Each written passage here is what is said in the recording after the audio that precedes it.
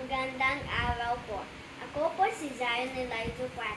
And today, I am going to narrate the Tagalog story entitled Ang Tinola ni Nanay.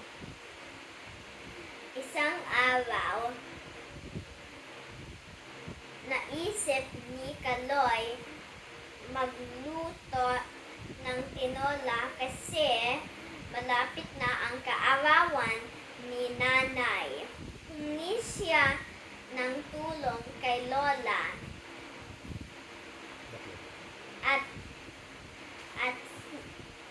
nilagay niya ng manok, sibuyas, bawang, luya, tubig, asin, at syempre, ang pinaka-healthy,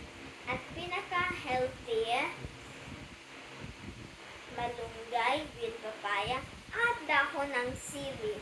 Kinain ni Nanay ng tinola ni Kaloy at sabi niya, "Salamat Kaloy, ang sarap ng tinola mo. Masaya ka kasi nagluto." And that's the end of the story. Thank you. Bye.